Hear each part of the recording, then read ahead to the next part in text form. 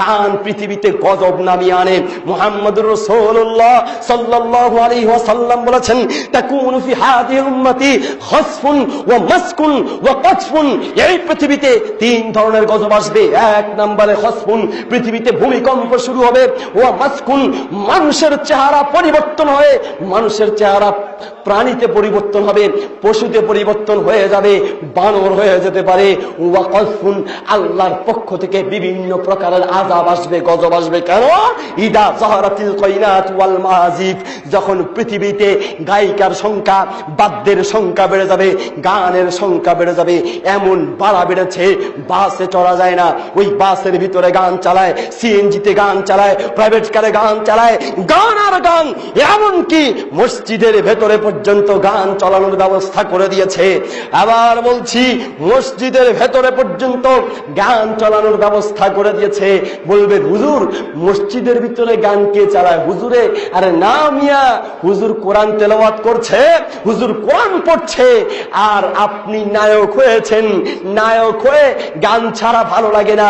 আপনার রিংটোনটা আপনি দিয়েছেন গানের রিংটোন। নামাজে দাঁড়িয়েছেন, ইমাম সাহেব কোরআন পড়ছে, কেরাত পড়ছে, আপনার বান্ধবী কল দিয়েছে, কল দেওয়ার সঙ্গে সঙ্গে মসজিদের ভিতরে রিংটোনের মাধ্যমে গান শুরু হয়ে গেছে। কথা ঠিক কিনা?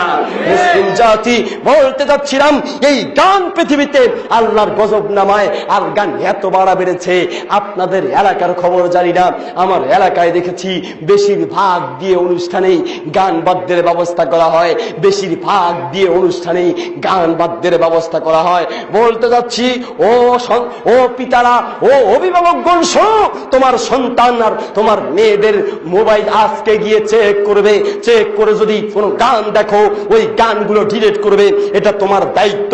আবার বলছি, মুসলিম প্রথম খণ্ডের 51 নম্বর পৃষ্ঠায়, মিশকাতুল মাসাবিহের 436 নম্বর পৃষ্ঠায় আল্লাহর নবী সাল্লাল্লাহু আলাইহি ওয়াসাল্লাম বলেন, মান রাআ মিনকুম মুনকারান ফালইউগাইয়িরহু বিয়াদিহি। কোন ব্যক্তি যদি কোনো অন্যায় দেখে, তার অধীনস্থ কেউ এই অন্যায়টা করলে তার সম্ভব হলে হাত দিয়ে বন্ধ করে দিবে। আপনার ছেলে, আপনার অধীনস্থ, ওই ছেলেটার মোবাইলের ভিতরে কি রেখেছে? গান রেখেছে না ওয়াজ রেখেছে? আজকে চেক করবেন। তবে আফসোসের বিষয়, চেক করবেন কি করে? আপনার ছেলে এত চালাক, সে লক করে রাখে, লক লক লক, বুঝেননি? তালা মেরে রাখে, লক করে রাখে। বাপ তো দূরের কথা, 14 গোষ্ঠীর কেউ খুলতে পারবে না, কত রঙের পেছানো গোছানো লক করে রাখো। যুবক, তোমাকে বলছি,